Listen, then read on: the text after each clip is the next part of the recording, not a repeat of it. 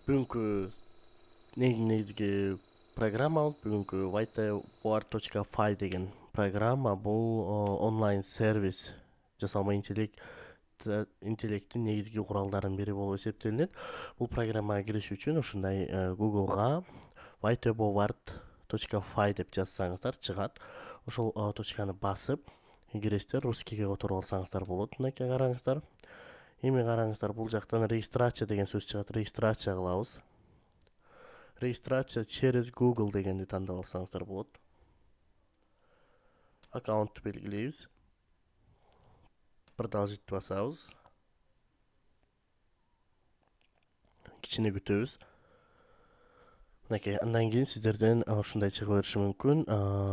Андан кийин караңыздар. Завершить регистрация деп атат. Европа, ваши данные, сиздики кандай, мисалы үчүн предметтер, искусство, информатика предметиңизди тандайсыз бул жакта. Мынакей караңыз.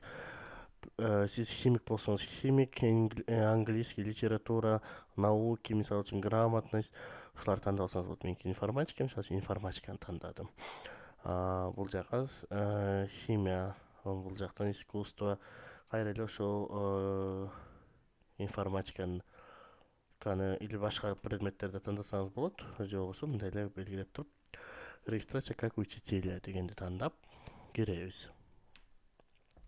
Киргенден кийин эле автоматтык түрдө болду биздин бул каналыбыз, бул Kahoot менен биргеликте жумуш алып барган ошол платформалык негиз. Мисалы үчүн биздики бул платный версиясы да бар, бесплатный версиясы да бар. Бесплатныйлары ошол бөлүктөрдөн ала алабыз. Мисалы үчүн живые сессияларды өткөргөзсөңүз болот. Мисалы үчүн окуучулар менен кээ бир убактарда билесиздер, Кыргызстанда онлайн болуп калган.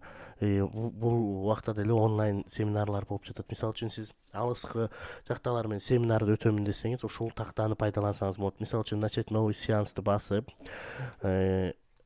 имя сеансын жазасыз. Мисалы үчүн тема деп туруп жазабыз. Бул жака жасалма интеллект деп туруп мен канча саат болот? 2 саат. Бул премиум бесплатный версиялары 2 сааттык автоматический загрузка доски учителя дейт. Бул жактан караңыздар. И начать новый сеанс дегенди басып күтөбүз. Бул автоматтык түрдө ачылат. И ачылгандан кийин сиздерде ушундай QR пайда болот. Караңыздар. Окуучулар буга кириш үчүн ушул QR кодду окуучулар QR кодду алыш керек. Мисалы үчүн же болбосо ушул ссылка менен кирет. Мынакей копировать этесиздер бул ссылканы и окуучуларга жиберсеңиздер болот. Чтоб окуучулар үйүндө болуп жатып деле сиз доскага жазган нерселерди киргизе берет. Мисалы үчүн юрнейм деген жака окуучулар ошо ваше имя деген жака мисалы үчүн Нурлан деп жазып туруп сеансты басат. Сеансты баскандан кийин мынакей караңыздар. Бул досканын аты жөнү бул жакта чыгып калды. Ошол эле бир түрү Нурлан кошулду. Мынакей караңыздар. Поиск студентов дейт.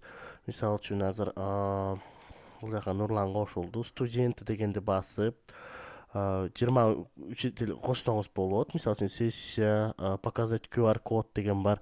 QR код менен дагы окуучулар, мисалы үчүн окуучулар кире алышат. Бул QR код менен дагы QR кодду жиберсеңиз болот. Окуучулар эгерде аралыктан мисалы үчүн мен Арлен деп коеюн бул жака. Мен азыр бир сөз жазып койдум. Ошол сөз менен бул жака азыр окуучу кошулушу керек. Мынакей караңыздар. Азыр бул жака экинчи окуучу кошулуп атат. 20 окуучу кошконго бизде 119 минут 2 сааттык бесплатный доска бар. Мисалы үчүн сиз бул доскада караңыз, жаздыңыз, жазып атасыз. Каалагандай нерсени кааласаңыз чийиңиз, кааласаңыз фигура коюңуз, мынакей кааласаңыз буларды жазыңыз. Google график мисалы үчүн караңыз, графиканы өзүңүз жазсаңыз болот. Мисалы үчүн 6 деп койсоңуз плюс